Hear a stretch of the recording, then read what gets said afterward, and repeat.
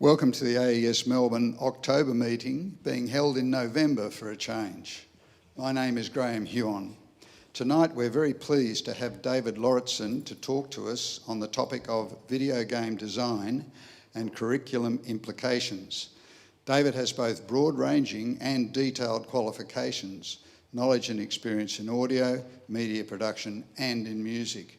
David gained a Bachelor of Sciences degree, majoring in mathematics in 2012, then went on to achieve a Bachelor of Audio Engineering in 2015 and a Master's in Creative Industries qualification in 2021.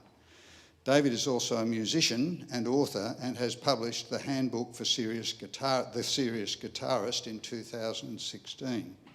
He has worked in multiple recording studios, operated as a production sound mixer, post-production engineer, and has lectured and developed the curriculum at the JMC Academy in Melbourne. In 2022, he joined Big Ant Studios, one of the larger video game companies in Australia. Tonight, David will inform us on the gaming industry from a development perspective, especially from essential audio aspects, take us through the challenges of sound design specifically for the gaming environment. He will explain from an educator's perspective the skill sets and the emergent and quite different approach to curriculum needed for gaming industry development, and will give some pointers on how to enter the field. I would like you to welcome David. Where is he? I'd like you to welcome David to the stage for what will be a most interesting presentation, I'm sure.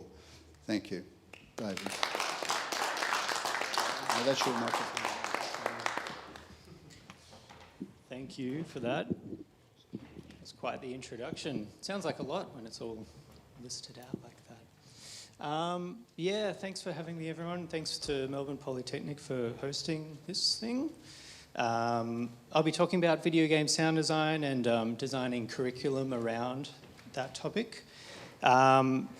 Just before I get started, I'm definitely not a questions at the end kind of guy, so if you have any questions as you're going, feel free to raise a hand or call out or ball up a piece of paper and throw it at me, whatever to get my attention.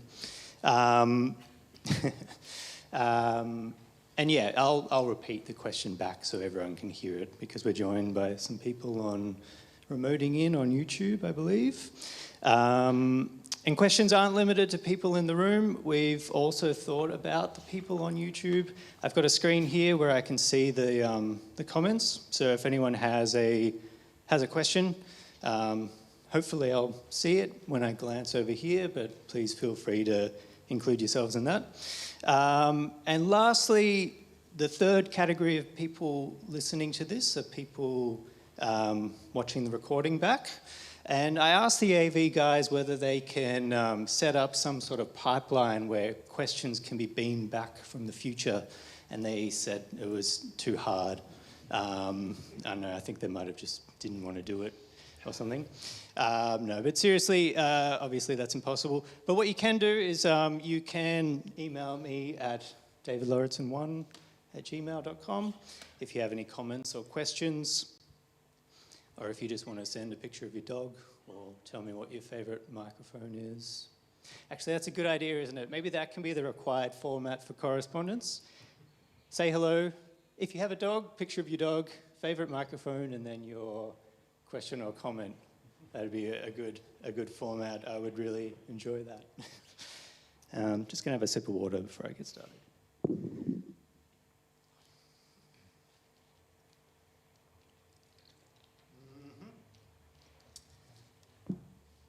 Necessary.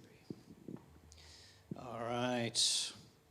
So this is probably the part of the presentation that I was dreading. So I'm really not good at talking about myself. I never have been. But I will for you, because I think it is necessary for you to sort of know where I'm coming from with this sort of thing. You know, it definitely informs the context of the presentation. So deep breath. Me, not you, and let's have a look. Like Graham mentioned, I was a musician first, and it's probably quite a typical introduction to audio, coming from a musical background. there's lots of chance to interface with audio when you're a musician. This About Me section is not in chronological order, by the way. It's sort of by category. I was in a hard rock band for quite some years. We probably played about 200 shows. The biggest of which was the Big Day Out, which is pretty awesome. That was like the high point of the musical career. This is actually the last Big Day Out ever, so I like to make the joke that we killed it. And then there's a funny story, like there was like an outside chance of playing Soundwave that same year, and one of my friends said like, Big Day Out is one thing, but if you end Soundwave, I'm going to kill you. But then Soundwave did end, but not because of us. 2016, I self-published a book called Handbook for the Serious Guitarist, which did quite well. It was an independent release, but it was good fun. It's definitely good fun writing. And yeah, shout out to Shub Guitars, who built my pride and joy over here. When I had it built, the brand was called 2012 Guitars. They changed the name to Shub Guitars, presumably after 2012, which I guess makes sense. So getting into audio, I was a guitarist my whole life. I started at age 6. And I feel like I started in audio in 2008. Over here on the right, guitarists might know what this is. This is a Fractal Audio Axe Effects. If you're not sure what that is, it's a hardware unit that does digital modelling of guitar amplifiers. That might not sound like such a special thing, but certainly back then this was a bit of a game changer, I guess. And the reason why I'm talking about it is because this is sort of my first introduction to some of the audio engineering lingo, because these things are pretty dense, pretty deep. It was the first time that I was learning to EQ by frequency. It was my first time with a parametric EQ and a graphic EQ. The compressor module is sort of interface similar to a DAW with like threshold and attack and release and that sort of thing. So diving into that thing, I feel, is what got me started in audio. To the extent where it gave me the confidence to get Pro Tools in the same year. Yeah, I started on Pro Tools 8, but I couldn't find an image of Pro Tools 8. That's why I crossed it out. I think it's maybe because Pro Tools 8 didn't have the number 8. Anyway. And then in the same year, it's a busy year, right? Then in the same year, I asked my mum for speakers to mix on. And I probably didn't explain that speakers typically come in pairs. So I just got one speaker, and I was very happy with that one speaker. But for the first half of the next year, I was mixing all in mono. I had headphones, but someone told me once that you can't mix with headphones, it's got to be speakers, and I didn't know any better, so I was like, okay. So yeah, I was mixing in mono. And then when I finally got the second speaker, about 6 months later, the first experience of like panning one guitar right and one guitar left, it's like, oh my God, that's so easy. It's like cheating. I couldn't believe it. But yeah, mixing in mono, it was a great way to start, actually. My education, Graham ran through, but a Bachelor of Science from Monash, finishing in 2012. And all that time I was dabbling with audio. Audio was always like a hobby back then. I never really imagined it as a career, but yeah, just sort of mixing. I was in the band throughout that time, doing shows, doing live sound for friends' bands here and there. And yeah, just doing demo recordings, really.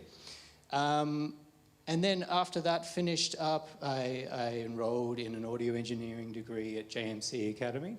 And I did 2/3 of the degree and then stopped. So that took me to 2014, and that was when I was starting to get a bit of work as a freelancer. So the first studio I worked at was Colour Sound Studios, which still exists. It's in Altona. It's a really great little studio. And I was also doing film audio. I bought a boom and a zoom, and I was doing independent short films and that sort of thing, starting from 2014. Later on, about a year later, I went back to finish the degree, which was the best decision I ever made. You know, my intention was not to go back, actually, but I'm so glad that I did, because it was fantastic. Those last 2 semesters of it were awesome. And then, I got my master's through COVID.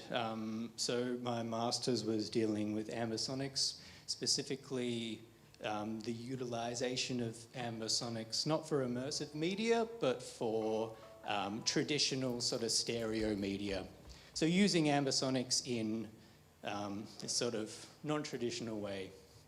Hopefully that makes sense. So 2016 is where there was the first year that I found myself kind of earning more money from audio than other jobs.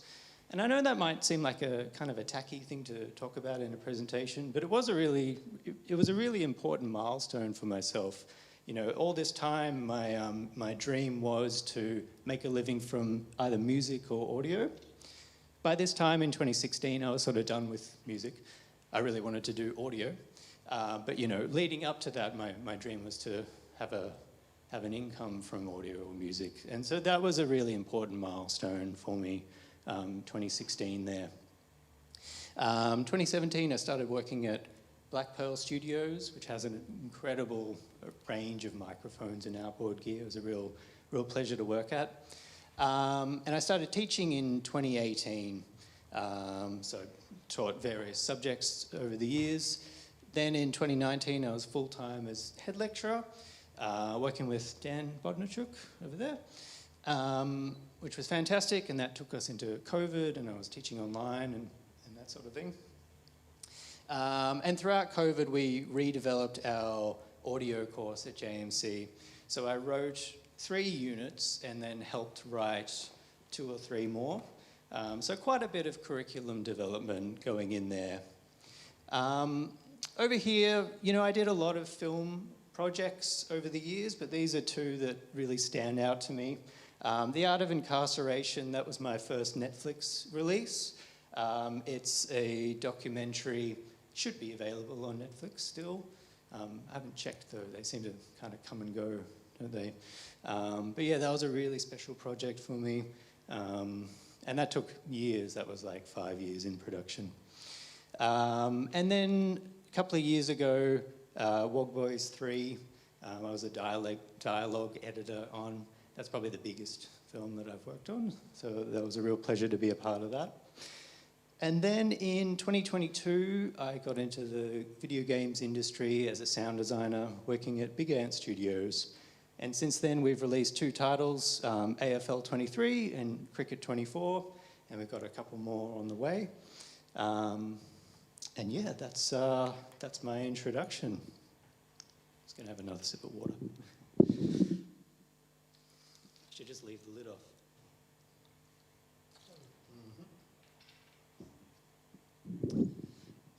Cool. All right. So that's me done talking about myself. So the context of this presentation is what is video game audio? How is it different from other forms of sound design, which is in turn, how is it different from audio engineering? So I'm going to be trying to cover all of these sorts of things.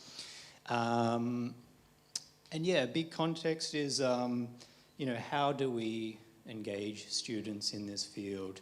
How do we train students to be able to step into one of these sorts of roles? And how do we inform the curriculum development thereof? So yeah, audio engineering degrees, they typically have at least 1 film and television unit, sometimes 2 or 3, but they've always kind of felt like a little bit of an afterthought to me. Certainly when I was studying, the film and television units sort of felt like a bit of an afterthought. And as for game audio, a lot of degrees do have a game audio unit, but not all of them do. And they're not required to for the most part. So one thing that I've definitely noticed is that audio engineering students and recent graduates, whether it be in a project or like a demo reel or something on an application, I've noticed that there's a tendency to lean really heavily on music in sound design. And so that sort of indicates to me that the message perhaps isn't really getting across as to what the craft is and what it should be and what employers are looking for with this sort of thing. And yeah, in bold right here, this is probably the anecdotal finding that kind of inspires this whole presentation, and is that you know, people who work in this industry typically get their skills outside of university, which was certainly my case. You know, I have a Bachelor of Audio Engineering, but a lot of the skills that I've obtained to get me the job, I learned outside of the degree. So I feel like this is something that should probably change. Am I making sense so far? All good? Cool. Further context, video game sound design is one of the few areas of audio engineering for which there are full-time roles. So it's very encouraging. It's a booming industry. I've written here, insert game valuation statistic. I feel like it's a bit tacky to just put statistics that I found on Google. But needless to say that it's a giant industry and it's definitely growing. One way that it is growing is that Screen Australia have announced funding schemes for that sort of mid-tier to high mid-tier independent game production. I feel this is really important. Screen Australia, I think, has been pivotal in advancing the careers of crew in the film and television world. You know, there's lots of Australian productions that had funding through Screen Australia, and it's allowed people like me to be able to get paid positions on those TV shows or films. And the fact that that same sort of ecosystem might be moving to the game world is really good, because it means that sound designers can get paid for their work on these sort of mid-tier productions. So it's only going to advance the industry and give more opportunities to more people. Leading up to this presentation, Dan asked me if the stick figures are going to make an appearance. These are the stick figures, if anyone overheard that. It's sort of been a staple of my lessons over the years. Cool. So a little bit about sound design, not necessarily to do with games, but sound design in general. That could mean film and television, radio, podcast, that sort of thing. I had a bit of a think about this, and I sort of boiled down the process of sound design into 3 categories. And I have an example for these 3 categories. And hopefully this sort of illustrates kind of what we do on a daily basis. So the three approaches, let's say, to sound design, starting from probably the most simple to the most complex. Number 1 is to record the same object. So let's say there's an animation and 2 characters shake hands, you know, and you're required to make a sound for that. Well, that's pretty straightforward. You set up a microphone and there you go, right? It's a very simple process. You just replicate the exact same thing in the manner that it's presented. So that's pretty straightforward.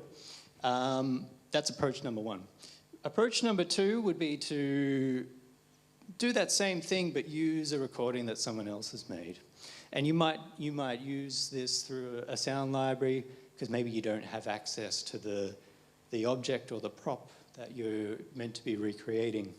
I forget what this is. I think I Googled howitzer into Google, but I don't think that's a howitzer. But anyway, let's call it a howitzer. That'll do.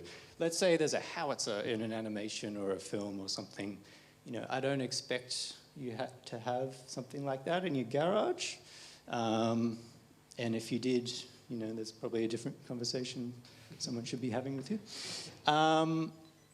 Having said that, though, you could take this approach, and some Hollywood sound designers do this. They will organise with a local army base or something like that to, go on site and record their hardware. So that would be an example of achieving this using approach number 1. But most likely you'll be doing approach number 2, which is find that object in a sound library. So we use sound libraries a lot to source things that are inconvenient or impossible to find ourselves. Now, approach number 3 is probably the most significant. This is probably where we spend the majority of our time, maybe 70 or 80% of our time. And what I've written here is to record, source, or synthesize a sonically equivalent sound. Sounds pretty cool, doesn't it? So I've got pictures of vegetables here. Now, I'm wondering if anyone knows where I'm going with this. Does anyone want to call out? What do we use vegetables for in sound design? Bones, yes. Breaking bones, that sort of things. The sounds of violence, really, is what we're dealing with. Let's say that in a movie someone breaks a bone. You could go with this option. You could set something up and you've only really got one take at that, and you'll probably ruin the take by screaming. So that's probably not a great way to go. So this is what I mean by choosing something that's sonically equivalent. Really hard vegetables like carrots or parsnips, when you snap them, they kind of have that texture that is convincing on screen. So that's what I mean by finding something that's sonically equivalent. Obviously, it isn't the same thing, but you can pass it off as that thing because there's an equivalence there that we recognize. The other aspect of sound design is representing sounds that don't have a real-world equivalent. My favorite example of this is slow motion, because slow motion doesn't actually exist in the real world. You could argue that slow motion could be a state of mind, perhaps, like if your partner or business partner says that the Behringer C1000 sounds exactly like the Neumann M149 that you just bought. That'll send you spinning into slow motion, right? But apart from that singular example, slow motion doesn't really exist in the real world. And yet so many forms of media have slow motion sequences. It's so common, right? And there's always sound treatment to go along with it. The simplest sound treatment is to just have music and nothing else. But if it's not that, there's always some sort of sound design element, whether it's like a low whoosh or like the voice is going really deep. Some sort of treatment, right? And as consumers of media, we watch these things and our brain is just like, yep, that's what that slow motion sounds like. That makes perfect sense to me. And yet we've never experienced it because it's not a real thing. So yeah, it's up to the sound designer to sort of paint that picture of that sequence in a way that's convincing, and of a way that makes sense to us. Other examples of that are science fiction and fantasy elements, like Jurassic Park is a great example. No person alive has actually heard what a dinosaur sounds like, but you watch that movie and all of the sounds, they match the dinosaurs, and our brain's like, yep, that's exactly what it sounds like, but we've never heard it before. And the last thing here, I've written emotionally equivalent sound design. I just threw an example of The Simpsons here because it was the first thing that popped into my head. This sequence here, they're talking about all the dumb things that the town of Springfield has embarked upon, like the elevator that leads to nowhere, and the giant popsicle tower on the right, and the giant magnifying glass. And I'm not going to play this video, but if you watch it, when they mention the magnifying glass, there's like this pulsing sound, like, and you watch it and you don't think anything of it because it sort of emotionally matches what you're seeing. But if you think about it, a magnifying glass doesn't actually make any sound. The fire on the right would make sound, but there's no sound to light going through like an aperture like that. It's an example of a sound designer taking the liberty to insert a sound that isn't realistic, but it's emotionally accurate, if that makes sense. So that's another part of what we do. So I had a bit of a think about the differences between audio engineering in its traditional form and sound design. And I boiled it down to this silly little cartoon. This is us here. It's a little small, isn't it? But we're holding a Neumann, because that's how I categorize us. We walk around holding a Neumann. That's what we do. And yeah, I feel like this is a big difference between audio engineering and sound design. Of course, audio engineering takes many forms and facets, so I'm generalizing here. But to me, typically with audio engineering, the source material or the audio comes to us and we process it or make it sound great. Just like the gentleman up the back here. I've brought this sound source into the room and he's making it sound fantastic. With sound design, it's sort of an inverse, because the source material comes from us. We're required to bring the source material to the client or whatever it is. I suppose another analogy might be, a sound designer is perhaps more akin to a music producer who has a real hand in crafting the arrangement and bringing instrumentalists in and that sort of thing. That could be another analogy for this. I wish I thought of that and put it in the slide ahead of time, but there you go. Hopefully this makes sense. Cool. So that was sound design, as best as I could kind of illustrate it. With video game sound design, there are a couple of extra complications, let's say, a couple of considerations that we deal with.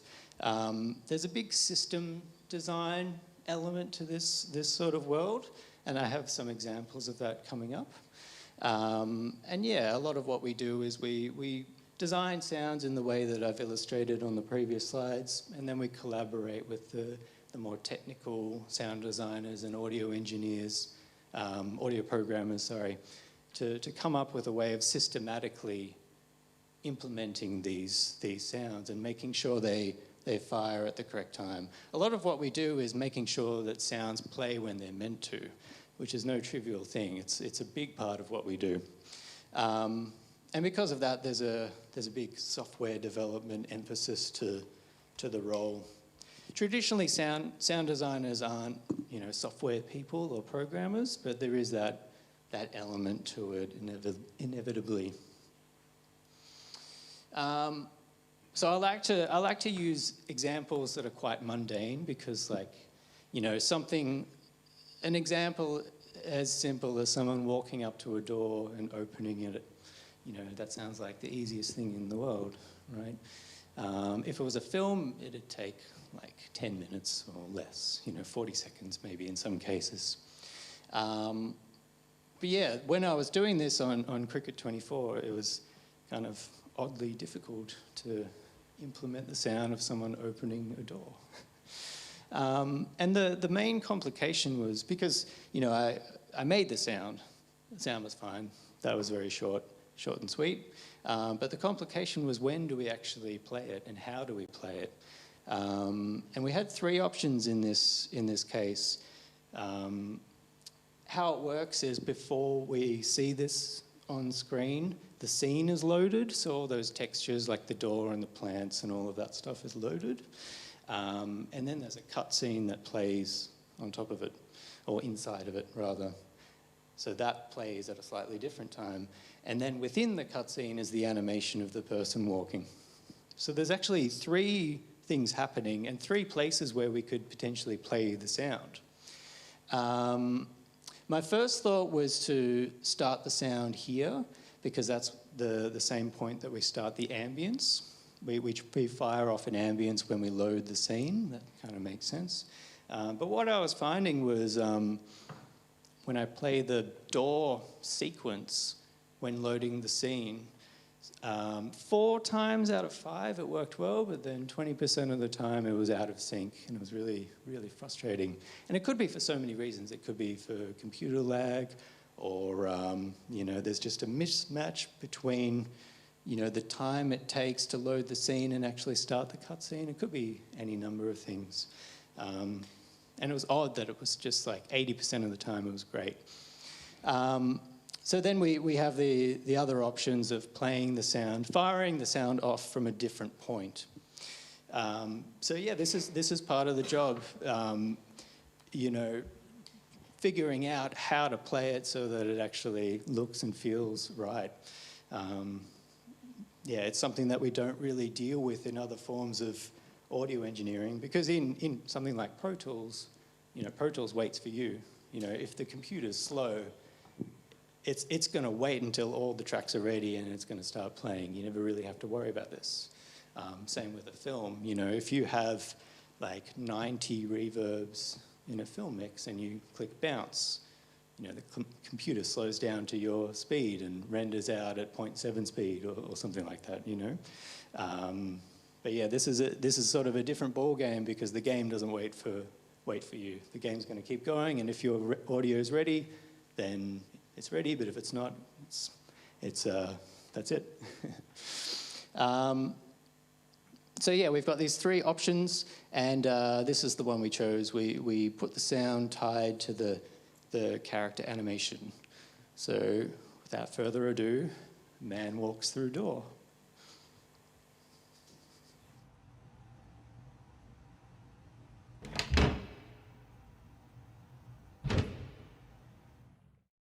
Hilariously simple, right? But the reason why I'm showing you this is because it should be such a simple thing, but it actually took me a few hours. Yeah. So on to a slightly more complex example of making sure sounds fire at the correct time. We do sports games at Big Ant Studios, so a lot of our sports have commentary. And our commentary system is pretty in-depth. It wasn't built for this game. It's sort of an ongoing system that gets iterated upon game after game. And I definitely didn't build the system. I just used the system and build upon it. Cool. So this is a screen grab from the game with some debug text on screen. A big tool in the game industry is having text on the screen to tell you exactly what's meant to be happening. It's a really useful tool. So we've got the subtitle down here. Players of the game don't usually see this. This is just something that we print to the screen. And it's a bit small, but the file name is here. And this is significant because there's about 12,000 lines of dialogue for the game, and they all have to be meticulously labeled and perfect. And if they're not perfect, then instead of saying, "We're about ready to get underway," you might say, "Great shot." And then it's like, oh, that's not quite right. So yeah, that's an important one. Having access to information to tell you where you went wrong. Over here is the sort of back end of how we select lines of commentary to play. And it's kind of a 2-tiered system. There's the category level, and categories are really broad, what would you say, broad categories of things you might say. Like a category could be hit the ball for 6, or out court, or in this case, pre-delivery. So pre-delivery, we've got our bowler here, he's just about to start running up, and we have a dialogue category called pre-delivery. So that's sort of the top layer of this 2-tiered system. The second tier are these conditions.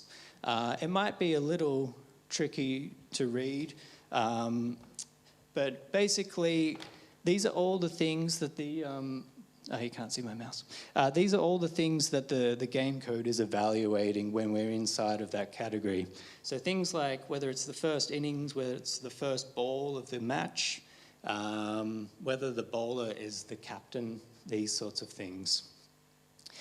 So we manage our dialogue lines through a spreadsheet, and these are maybe 30-odd lines from the pre-delivery category. And over here, sorry, you're not seeing my mouse. Over here are the conditions. And I know it's a bit small, but if you could see it, you'd see that these categories here are the ones that came up in green on our debug menu here. So based on all that information, any of these 4 lines could have played. And the one that I've highlighted there, we're about ready to get underway. That's the one that played. So I can't help but imitate David Gow when he does these, because I've heard them so many times. Like, I see the line and I can't help but hear how he says it in his head. And he's also British, and I can't do accents, so that's why it sounded odd. So another example, we've got this other category called ball result. So, you hit the ball or you don't hit the ball, and it's a category that tells us about the result of the ball, whether you hit it, whether you didn't, whether you're out, whether you scored runs. And you can see that there's a lot more stuff that, that gets evaluated in this one. There's a whole bunch of data that it churns through in order to select a line. And the ones in green are the ones that are valid to this circumstance. So it's a pace bowler. The batter made contact with the ball. They didn't score any runs. A whole bunch of stuff. And based on all of that data, these 4 lines could have played because they match the description. So the one that did play was not a great ball, got it full, and lucky not to concede a boundary. Again, I can't help but imitate Michael Atherton when he does that. But it could have also played, floated that one up, hit well, but couldn't beat the field.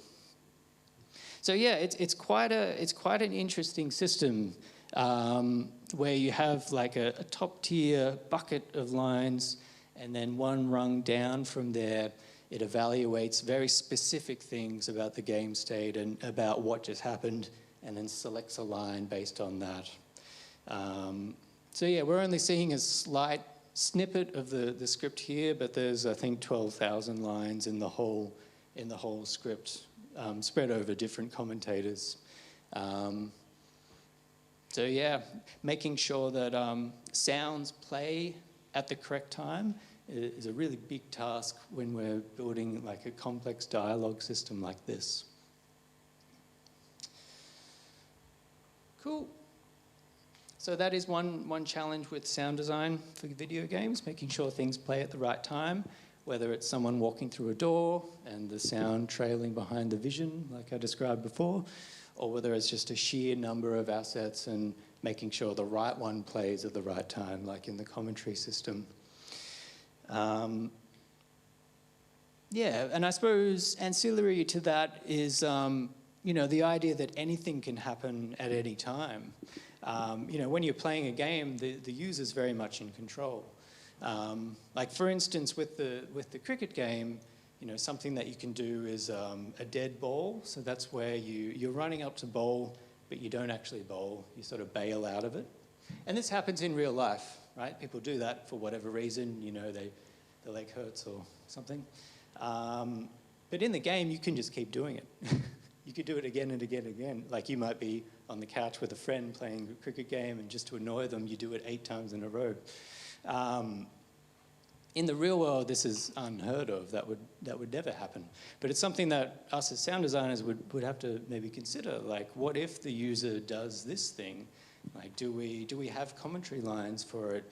Do we get the crowd to boo and yell and all this sort of thing? You sort of really have to brainstorm and imagine all the edge case scenarios that could happen in a game. And yeah, we do both of those things. We scripted dialogue lines for like, this is unbelievable, it's so unsportsmanlike, this sort of thing, and the crowd is like yelling at you when you do that. You know, another example, like you could get a stacking up of events, you know, in a different sort of game, not a sports game, like you might like swing your sword at the same time as like a loud bit in the music, which could be at the same time as a loud bit in the ambience. You know, you really don't have control over when things happen. In a film situation, that would be really easily dealt with. You would maybe get the composer to rearrange the music slightly so that the crescendo is not on a dialogue. And then with the ambience, you might just mute that bit of the ambience or move it or something. But with game audio, you don't know the sequence of things that are going to happen. So yeah, these things could stack up on top of each other. So the solution to that sort of thing is having a systematic approach and brainstorming those edge cases, like I mentioned before. And like the main solution to that is to prioritize certain sounds to take precedence over others. For instance, you know, you might have the sword swing, duck the ambience, just in case that doesn't happen. Or an example in the cricket game is we've got the commentator, but we've also got the PA announcer that's sort of diegetic in the world. And in rare circumstances, they can actually talk at the same time. So our solution for that was the commentator ducks the announcer. So if the announcer's talking and then the commentator starts talking, the announcer drops quite a bit. So yeah, that was a fairly easy solution to that one. And yeah, the last point here is, you know, there's so many combinations of outcomes, usually too many to test. And so, again, with the brainstorming of edge cases, trying to imagine the worst case scenarios and trying to build into the system design a way to make sure the bad case doesn't happen, whatever it may be. An example of that that we faced with the cricket game is we released the cricket game a month or two ago, and we were getting reports on social media that you can't hear the bat sound. And that's pretty bad as a sound designer for a cricket game. You'd like the bat sound to be audible. It's kind of the number one thing, right? But people were saying on Twitter and whatever, yeah, we can't hear the bat sound. So I was kind of freaking out a little bit. And we eventually dug down and figured out what the problem was. This exact combination of circumstances led to the bat sound being inaudible. So we've got different stadiums in different cities around the world in the game. So that there's a category of stadium that I've called subcontinental. So this might be India, Bangladesh, Sri Lanka, Pakistan. And they have a particularly loud ambience. That's because those places where they play cricket, it's very loud. So we tried to match that. So yeah, we've got a very loud ambience, more so than other stadiums in the game. You can also select which camera you're looking through. There's like 12 options or something. And this one is the furthest away from the action. You can see it here. So we have great distance from the camera to the batter. That combined with the fact that it's a loud ambience meant that in this specific circumstance you can't hear the bat sound. So yeah, there's a very unfortunate design flaw on our end, or my end I should say, something that we remedied in a subsequent patch. But it's just an example of, you know, there being a large number of outcomes that can occur, many that you have to brainstorm and think about, but also test. And this is one that's, you know, slipped through to the keeper, to use a cricket metaphor.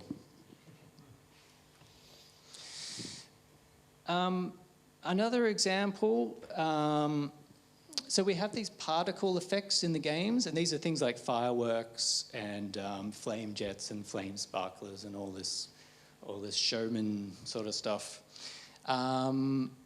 And yeah, we have sounds for all of these things. And yeah, so the problem that we faced here is that there were just too many of them, right? There were so many of them happening all at once. And it was actually pretty funny. Like, I made the sounds for it. I put them and tied them to the particle effects. And like, I knew that I wasn't done. I just wanted to check if they played in the first place, because that's usually the first step. You put a sound in the game and then you fire it up just to see if it does anything, because sometimes it does nothing. And yeah, I booted it up and it went into the opening sequence, and oh yeah, it played. It was one of those moments where you just quickly whip the headphones off because it was so loud. And it's because there were just so many instances of these particle effects, and they were all at like full volume. So the first solution for that is to make them attenuated over distance, which is a really common thing with game audio. You know, you have maybe your camera position, which sort of acts as like the microphone in the world, if you want to think of it that way. And you can set it up so that if something happens 20 meters away, it's attenuated appropriately 10 meters away. You know what I mean? So that was the first thing that we did to remedy that volume situation. But the other problem we faced is that, you know, these opening cutscenes, they have all these different camera angles that can play out. So we load into one of these opening sequences and there's like 18 different camera sequences. And what that means is some of these flame effects you don't actually see. But when they're all tied to the effects, they're still playing, you just don't see it. So your camera could be here, it could be looking at nothing, and then there's this giant sound behind you. So that was a big problem. So the solution there was to, you know, systematically design it in a way that, let me start again. The solution there was when we load into a game, we import references to all the particle effects that we're going to see, because once we're in the game, we already know what the camera sequence will be, and from that you can determine which flame jet particles we are going to see, and based on that we can either mute or unmute specific ones. So that was a big job. This took maybe 2 days of work to get that right, and it was an iterative process. You know, we got it kind of halfway there, and it was pretty good, and then we kept working on it and tweaking values and that sort of thing. So I have 2 progress videos. So the first one is when I would consider it almost there, and then the second video is a slight improvement on it. So let's have a look at that one.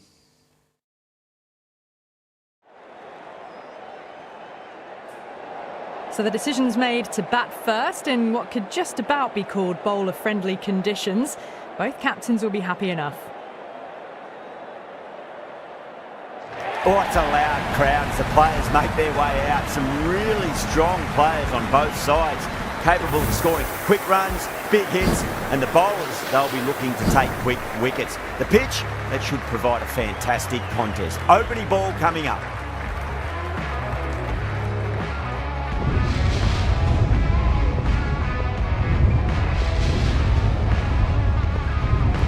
They're nicely settled in the commentary boxing. So, I mean, it was pretty good, but there were a lot of particle effects that we can hear, but maybe only half see or not see at all. So yeah, that was an example of a camera sequence that was quite unlucky, because you can see like the apparatus for the flame jet here, but you don't actually see the flame, and yet the sound of it is really loud. Yeah, so that's what we would call a progress iteration. And then here's another one which we're probably a bit happier with. Must have a lot of faith in their batting lineup. I reckon I would have thrown the ball to my bowlers to start with. So the players are making their way out now. It's a fantastic atmosphere. These are the moments as a player you never get tired of. And there should be plenty of runs on offer, so expect some fireworks.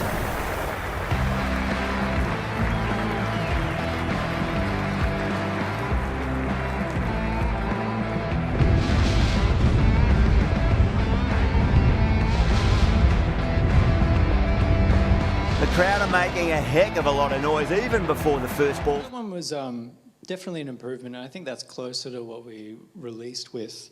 But yeah, you can see the sheer number of particle effects going on, and hopefully I sort of explained the situation adequately.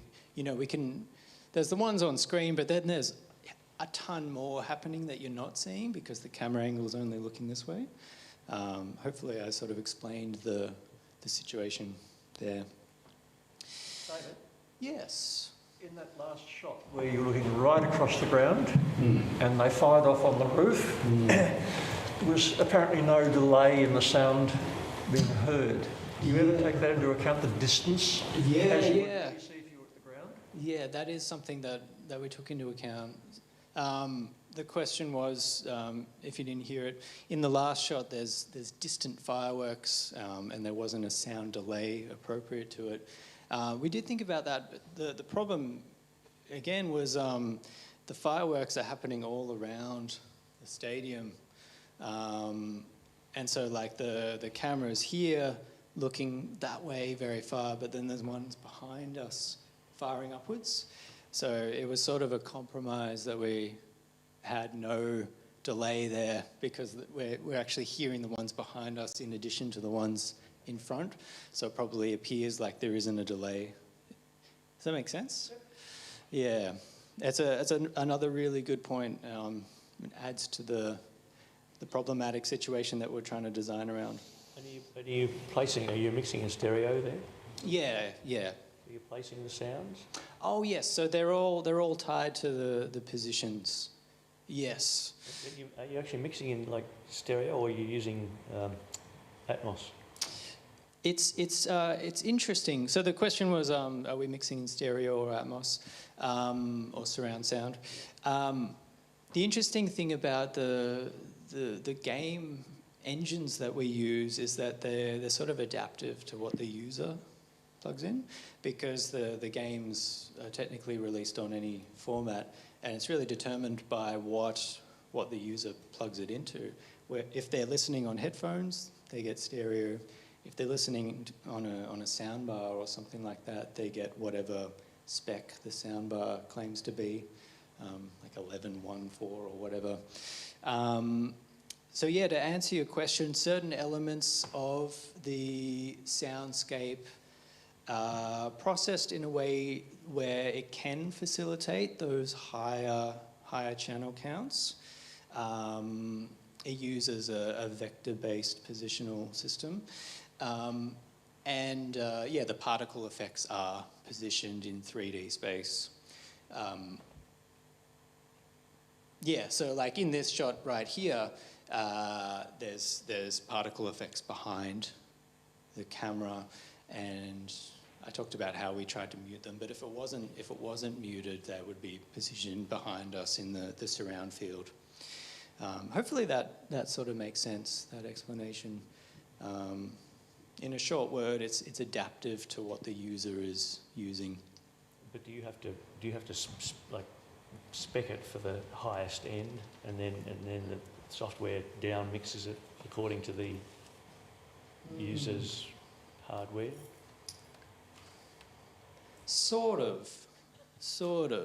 I suppose, speccing to the higher end, not really. Yeah, it's a tricky question to answer. So, yeah. Could you possibly repeat the question? Oh, yes, of course. Yeah, I'll repeat the question. So the question was, when we're mixing and designing, do we mix with the highest order format in mind? I think maybe I'm paraphrasing incorrectly. Or do we mix in stereo? So I guess my process with this, and maybe this isn't a standardized process, but I do most of the work in stereo. But as I'm setting things up, I'm thinking about the possibility of surround sound and various other formats as I go. We did a day of mixing in 7.1. I had to think for a moment which it was. Because it's not necessarily channel-based like it is in film, it's adaptive. My thinking was, if I sort of cover myself with 7.1 or something like that. It could be 5-1, it could be 7-1-4. But if I sort of cover myself and just check that everything kind of lays itself out nicely in something like 7-1, that's nice, and it did to a certain degree. And then doing a lot more checking on things like immersive audio formats, you know, like Windows computers, for instance. Oh no, you're not seeing that, sorry, hang on. Get out of it. There we go. So like an example is Windows computers, they have this, this spatial sound, and there's Windows Sonic for headphones, and you know, these are, there'd be some version of ambisonics for binaural. So these are ways of emulating in a really quick way how it might translate into some sort of 3D environment. The other thing we test on a lot, I didn't mention this before, but these games are released on PC, PlayStation 4, PlayStation 5, Xbox One, and Xbox Series X. So one of the things that I test on, I do a big focus on the PlayStation 5 mix, because PlayStation 5 has its own really specific thing, which is sort of based on third-order ambisonics. So yeah, I will boot up PlayStation 5 and see if the mix translates to that environment. And that's usually a pretty good test case for how it'll go with different formats. Yeah. Hopefully that answers your question. Yeah. Yep. Because you just mentioned PS5 there, and I was got a question about it. Yeah. Obviously, I don't know if this game applies to it as well, but I know the PS5 controller can play sound. Oh yeah. Is there? Do you like make noises to like mix them to come out of the controller that can sound good? Right. Yeah, it does. Yeah. So the question is, PlayStation 5 has this facility where the controller itself has a speaker, and you can have sound come out of the controller that you're holding in addition to whatever you're listening to it on. And the answer is for these games we didn't use any of that. We sort of thought about it, but I couldn't really think of. Well, I did have ideas of things that might be cool, but I just didn't explore them. I don't actually use the sound out of the controller anyway. Oh, okay. Headset anyway. But Right. Yeah, it was something we thought of, but yeah, we didn't. Maybe in other games we'll explore the controller speaker a bit more. Yeah. Yeah, cool. How do we get this going again? There we go. Cool. So just a short bit about the pipeline of assets that we use. One distinction between game audio and other fields is that we're not really working with tracks at all. We're sort of working with individual assets, individual sounds as files, and then we sort of group them together in buses and mix the buses and that sort of thing. But a lot of what we do is working with individual assets. So this might be a pretty typical workflow. You know, this screenshot here is that man walks through door sequence, which I know was your favorite, of course. There's that sound, you know, door opening, door closing, all very good and snazzy. So you export from your design software, whatever it may be, into your assets folder. And then you import it into some sort of audio management software, usually known as middleware. So the one we use is Audio Kinetic Wise. The other big competitor to Wise is FMod, which is actually Melbourne-based. So yeah, FMod and Wise are the two main ones in the industry, I'd probably say.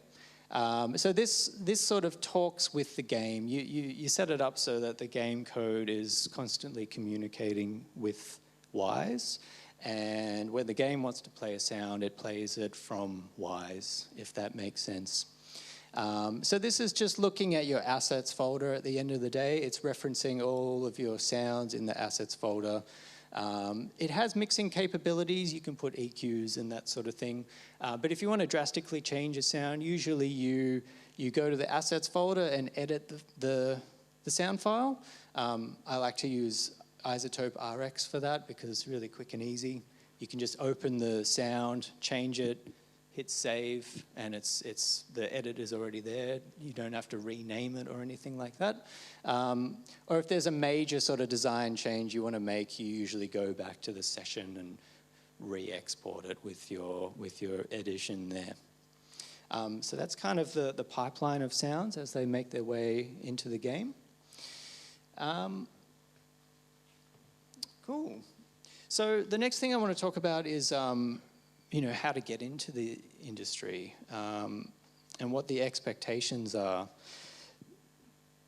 For better or worse, the application process that you're expected to follow in the games industry is quite standardized, which is very different to other areas of audio engineering. There's no standard process to get a job in the film industry, for instance. But for the game industry, it has become standardized. And it is generally agreed upon that the things that I've written here are sort of the way to go with your application. And some job ads will specifically say, like, do these things. And they're pretty similar to what I have written here. So CV and cover sheet, that's pretty standard. But the big thing that gets looked at is your sound design show reel. So if you've worked in the industry, presumably your show reel would have stuff that you've worked on. But if you haven't worked in the industry and you're going for a junior position or an entry-level position, you are still expected to have a design reel.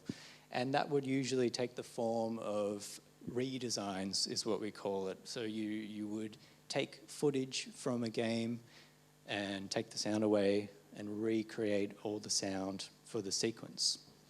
So the standard sort of expected show reel is 60 seconds. And when I say that to people, a lot of people sort of think like, oh, that's really short. Like, why is it so short? But, to have 60 seconds of like kind of dense, intricate sound design is a big deal. It takes a long time to build up to that level. 60 seconds is actually quite a lot. The other reason why people like 60-second reels when they're reviewing applications is because, they might have 80 applications they need to go through and they like to keep it brief. So I think because of those two reasons, the difficulty and, not boring people on the other end, the 60 seconds is sort of the benchmark for that sort of thing. The show reel is really quite challenging. It's sort of one of those things where you do one of them and then, you change one thing and then you change another thing, you keep changing it, and then all of a sudden you've got a completely different show reel. My approach to the whole show reel thing was to get it to a presentable level, make a link on YouTube for it, so that I'm ready to go with an application. If a job comes up, I already have the show reel ready to present. But as soon as I upload it, I'll immediately keep working on it because, it's one of those things that's never truly done, I suppose. It's time consuming to develop that thing to the level that you're expected to have it at to get even a junior position.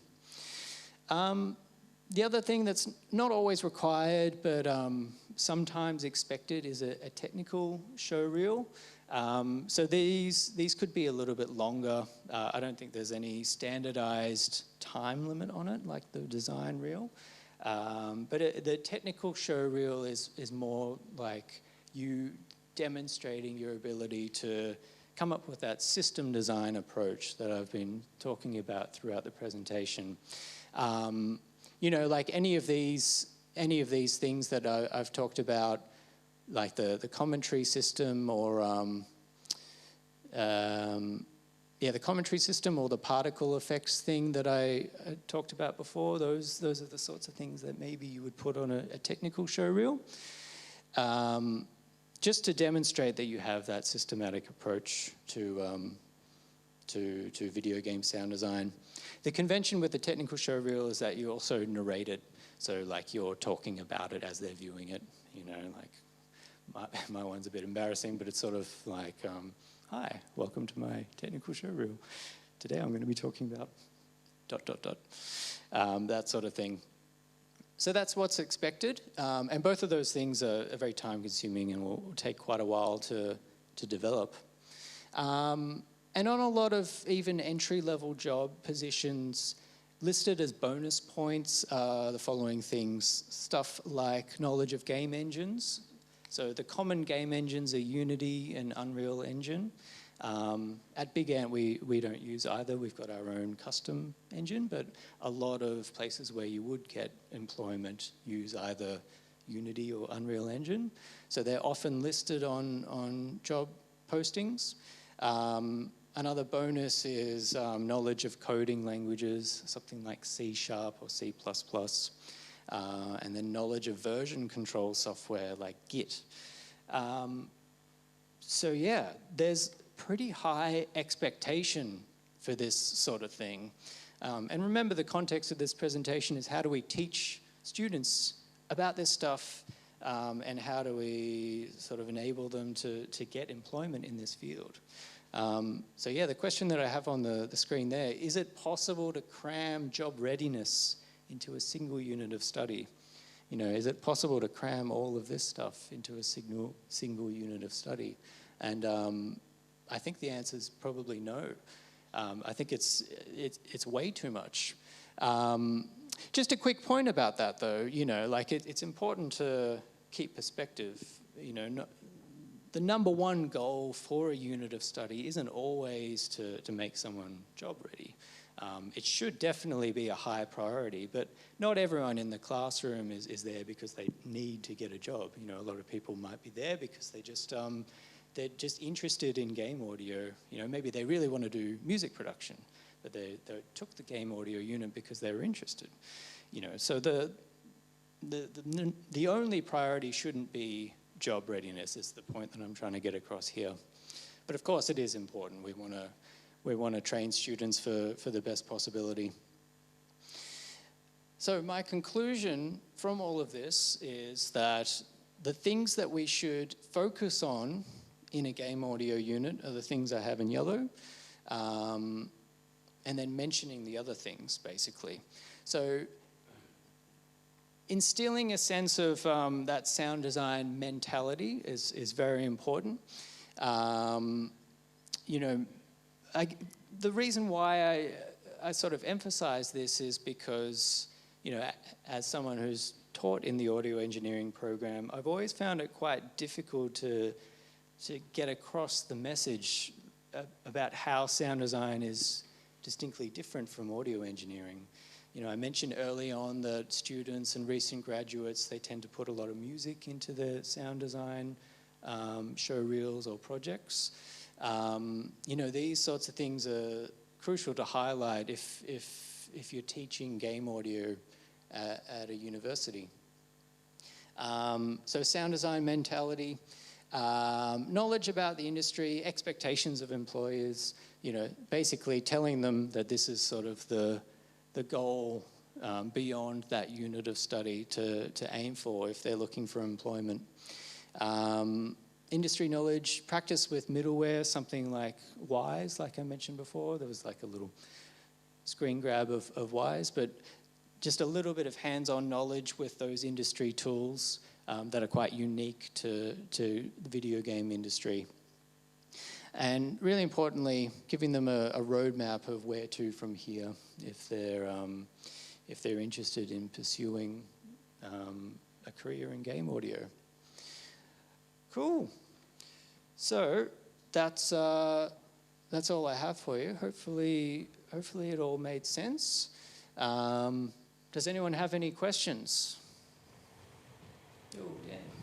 I've got a mic coming.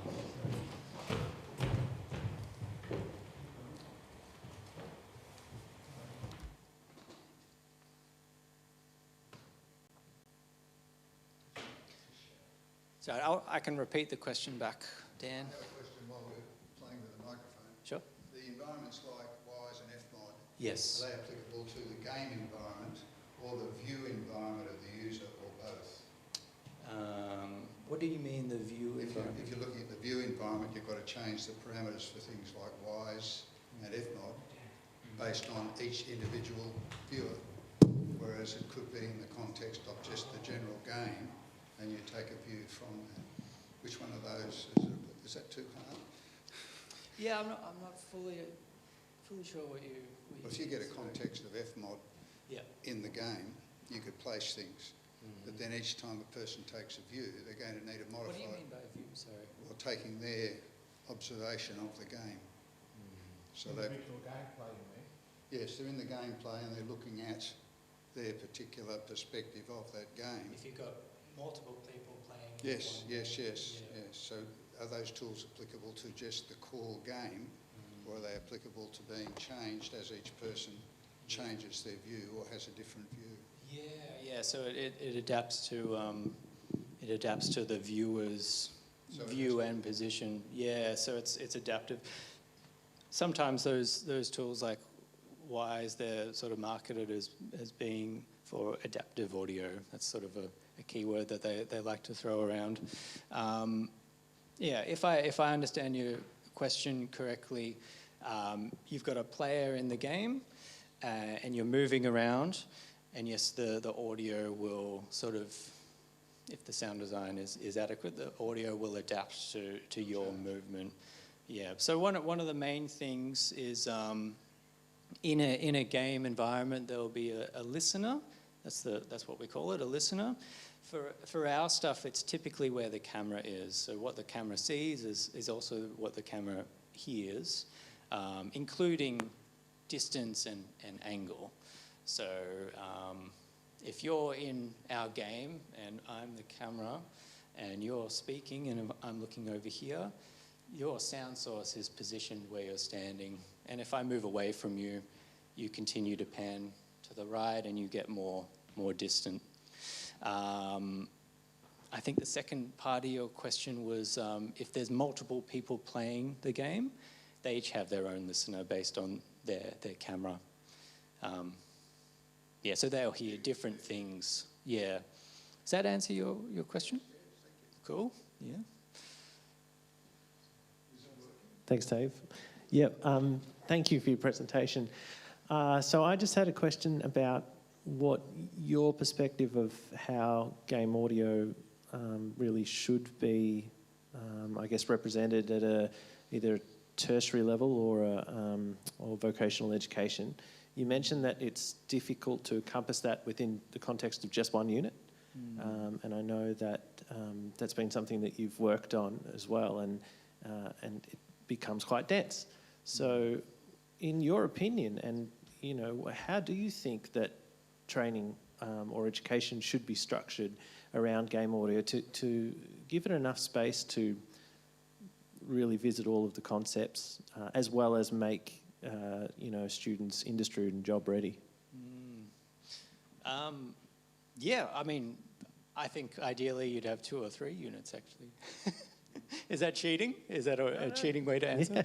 I suppose in a, if I could build a course from the ground up, there'd be like a game audio stream or maybe a media stream, and where game audio is concerned, there could be a unit based on the sound design, and then a different unit based on the technical sort of stuff. So, you could kind of develop this in one unit, because I feel like that's a unit's worth of content. Maybe you don't believe me because it's just 60 seconds, but that's my belief. I feel like this is probably 1 unit's worth of content. And then, this guy, the technical stuff and the middleware practice, that could be a secondary unit. Doing both of them to the standard that's generally required for an entry-level position would be very difficult, I think. I think that, does that answer your question? Yeah, it does. And just a follow-up question. Yourself and your colleagues, I imagine, have some prior established, as you've demonstrated today, experience with audio engineering and another number of other things, musicality being one of them.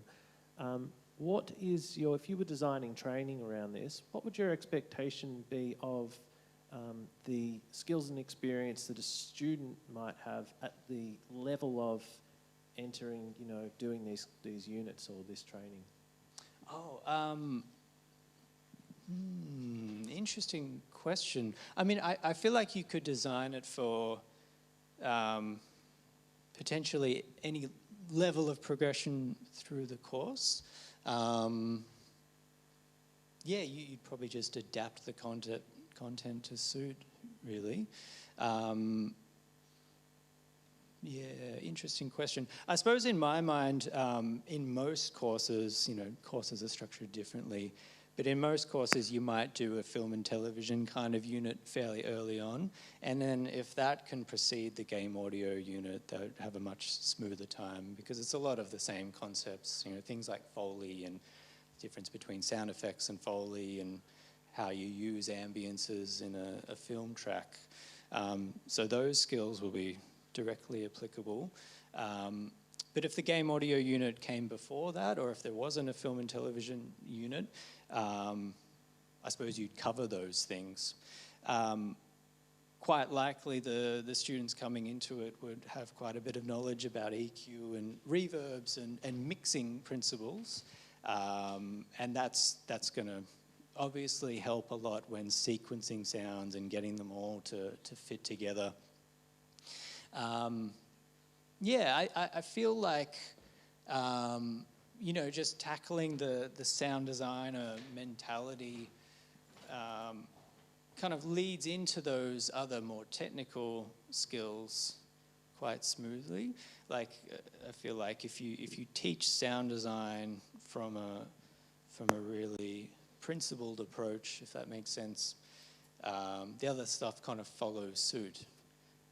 So what I'm trying to get at is if you have a game audio unit quite early in the progression, those other skills will follow. Sure. So, sorry, Graham, I just want to, just another follow-up with that. So, you know, you've sort of spoken about some pre-established, you know, say, digital audio workstation skills, you know, understand your way around EQ and compression. What I'm wondering is, can you use some of this content to establish those skills? That would mean that it could, the training could be introduced into a screen and media stream, where sound design is another element, and you know this could be a potential. So, could you know, is this a potential avenue there, or is it really important to have those pre-established skills in Pro Tools or whatnot prior to that? No, I don't think so. Actually, I think a student early in the course. It's an interesting one, you know, like when you design a unit, you like to have like the software firmly established. But, you know, I think it's perfectly fine for them to be new to software, like whether it's Pro Tools or whatever they're using. I think it's fine to sort of learn those steps as you go. You know, if lesson one is doing like a sequence where a guy walks through a door, perhaps, you know, show them how to import a sound, show them how to move it around, and then those other technical skills will follow. Obviously, if the unit happens later in the course where they've already done a whole bunch of recording and mixing, that part will be quicker. But I don't think it's necessarily essential that they're like highly proficient in a DAW before getting into it. Yeah. Hopefully I'm answering your question. We have a couple of questions online. Oh, yes. And you can't see them. Yeah, the screen's So going to I'll read them sleep. out After for my you. whole spiel at the beginning about how I was going to read them. Well, it's the first one is from Octamed, and the question is standard audio mastering still used in real-time games, e.g. compression, EQ, etc.? Can FMOD allow audio engineers to use their same skills in a real-time dynamic environment? That's a really interesting question. So I don't know about FMOD, but WISE is what we use, and we do have like a mastering, what would you call it? like a mastering layer. It's a bit, yeah, how do I explain this? So all the assets get bussed into buses. You know, you might have ambience, sound effects, vocals, whatever, and then they go to a master bus, very similar to a DAW. And Wise offers a mastering module placed on the master output. The complication, like I was talking about before, is that these systems will adapt to whatever format the user plugs their game into. So you can't really guarantee that it's going to be stereo or 5.1. Well, you could guarantee it. You could force it to always be stereo, but then, you know, your game wouldn't be in surround sound. So yeah, in terms of traditional mastering principles, like the Compression EQ. yeah, it's a bit trickier because you know, if you have compression on the master bus and the game's being played in stereo, it's going to respond in a certain way. But then if you plug it into 7.1, you know, the thresholds aren't going to make sense anymore, really, because now the sounds are spread around. You've got different signal on different channels. In my experience, it doesn't always translate. So do you ignore it, or do you? No, you make don't. it context You don't ignore specific? it. I suppose I do more mixing at the sub bus level. Okay. So maybe you do like mastering on the dialogue channel, if you want to call it that, or like mastering on the sound effects channel, and that way everything's kind of compartmentalized.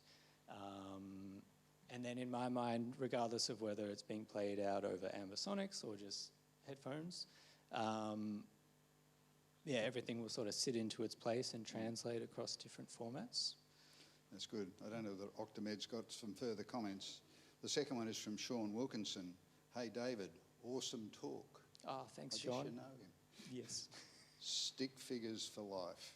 Question, is the dialogue VO record for commentary outsourced or recorded in-house, and are you the one that handles those sessions? That's a very specific question. Yeah.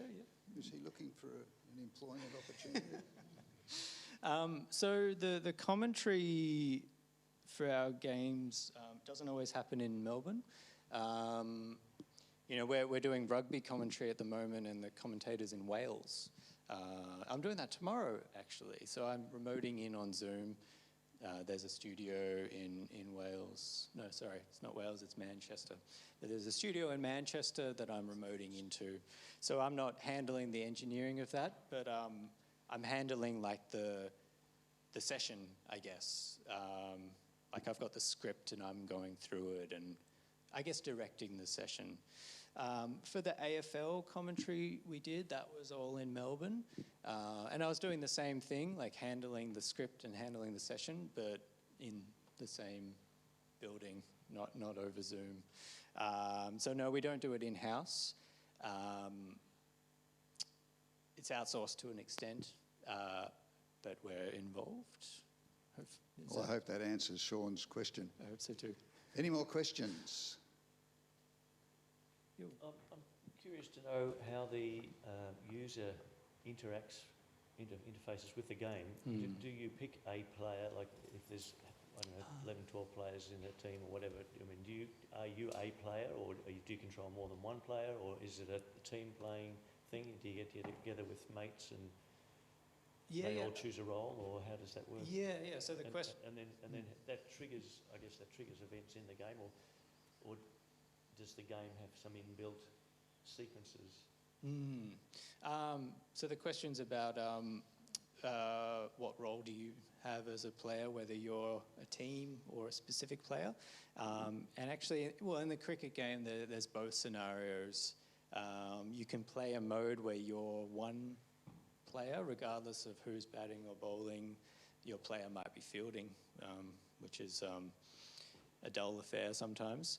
But typically the gameplay is you're playing as the team. So if your team's bowling, you control the bowler. When the ball goes over there, you control the fielder.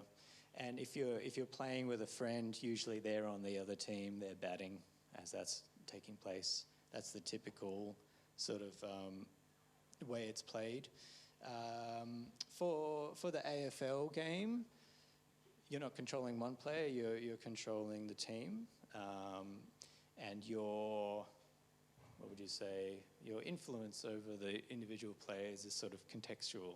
So like if the ball comes to someone on your team, you take control of that player. And then when you kick it off, you take control of the person you kick to, and it sort of moves around like that. Yeah. Yeah, cool. Thank you. So as a follow-up to that, Yes. if you're playing the AFL game, you're controlling the team as the player. Mm-hmm. Who or what controls what the opposition team does? Yeah, that's a good question. So the question is, who or what controls what the opposition team does in AFL? Yeah, there's an AI system in the game. And yeah, I mean, the programming for that is pretty dense, as you can imagine. It's not something that I deal with in my role. But, you know, on a basic level, I suppose the AI would position the players so that they have a good chance of getting the ball if it comes over here. If you have the ball and an AI player is near you, they'll run towards you. Basic things like that, and then more complex things on top of that. Thank you. Yeah, no worries. Does the game technology limit you to generate sound? My example would be probably like 20 aircraft flying at different distances greatly, busting the sound barrier, including standing wave effects and that. And then you probably have 20 audio tracks. You put 20 audio tracks in a sound game, in the game, to generate that effect. Yeah, questions about limitations. Yeah, I mean, we can have quite a few sounds playing simultaneously. Yeah, much more than 20. You could probably have a couple of hundred maybe. Your question was specifically about the interaction between sounds? Sound waves from a distance, but you know there are different timing, but also you have some of them synchronised as well. There could be two at the same distance, but two at another distance because they're coming from different directions. Yeah, so what you're describing would be very, very challenging to implement. So I suppose, you know, the first thing about that is like when there's a sound playing somewhere, there is an inherently a distance delay applied to it. And that was kind of highlighted by one of the previous questions or comments about the fireworks. So the delay would have to be calculated and built in on our end. You know, the sound wave interaction between sounds is not something that would come natively with the game engine or the audio systems. If we wanted that effect, it would be something that we would have to synthesize on our end. You know, if you wanted that effect of like two, sorry, I've forgotten your scenario exactly, but if there were two planes crossing, I think you said, and the standing waves coming from that, or the phase interference coming from that, that would be something that we would have to, I guess, synthesize, predict and synthesize and implement as its own sort of entity. It wouldn't be calculated natively. Does that make sense? Yeah? What's that, sorry? 20 aircraft. 20, not just two. Yeah. Yeah. Too simple, yeah, right. Thank you. Thank you, David. You're welcome. That was a very interesting presentation, a great insight into your industry. Cool. I've got a question that's not related to gaming. Sorry, is that working? Not close enough? Yeah. That's embarrassing because I'm just about to say I'm an acoustic engineer that clearly doesn't know how to use a microphone. Yeah. My question is, so for me as an acoustic engineer, I work regularly with architects in the built environment, and it's quite clear that architectural practices for many years have benefited from the video rendering technology that's come out of the gaming industry to do the real-time fly-throughs with beautiful buildings with rousing music in the background or whatever it is. What you don't see or hear very often is an audio rendering of that environment. The acoustic industry has been able to do that for static scenes, if you like, so recreating the acoustic of a theatre or a concert hall for a given seat position, and then being able to demonstrate to a client how that sound might change if you change the shape of the reflectors above the orchestra, all rendered over headphones or an ambisonic sound system. So coming back to the question, it's a two-part question. Are you seeing anything from your perspective as the sound designer that's moving into a sort of technical engineering area rather than gaming production? So I'm not asking the question properly. Are you seeing any advances into that more engineering, 3D rendering space with the technology that you use and your skills? And secondly, other areas you might move into? Yeah. So is your question like some of the technology coming from gaming, is it applicable to architecture and acoustic engineering in rendering and that sort of thing? Correct, exactly. Yeah, I think so, definitely. Not so much our games, because our games are sort of sports games, are outside a lot of the time. But a lot of games do use adaptive reverbs that literally look at the space and calculate how far away walls are and adapt the reverb to match that sort of thing.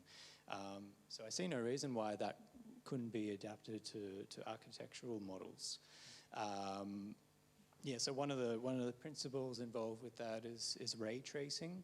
So the system spits out lines in different directions, calculates the distance until it hits an object, and then it knows where the boundaries are, and it's able to sort of render simulated acoustics based on that. My understanding of that is it's highly computer intensive to do that. So with advancements in computer technology, that could get more and more accurate, to the extent where maybe you could one day in architectural software like Revit or something like that, you could place a sound source and a listener and have it calculate the acoustics based on that.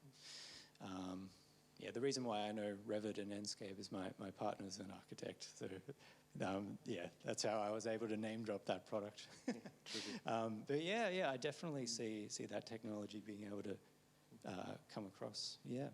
Did you have a second part to the question? I've got so many questions. I'm glad you stopped me halfway through. It was really just a broader question as to what other areas you potentially see sound design morphing into other than the gaming and movie industries, or whether there are other applications that are on the horizon. That might be a difficult question to finish off with. Yeah, maybe. Yeah. I mean, I think definitely like simulated education could be an interesting one. I mean, they're already doing that. But yeah, I mean, audio in that sort of world is one of those aspects that makes things more real. And I think we will see lots of simulated education, stuff like games essentially, but for educational purposes, like imagine, a surgeon, they might have like a surgery simulator, that sort of thing. And implementing sounds into that sort of thing would make it feel more real, and I think that's important, because the closer you can get it to the real thing, the better they prepare whatever they're trying to prepare for. That's my answer. Rod, did you have a question? Okay. Any other questions? Have we got anything online, Peter?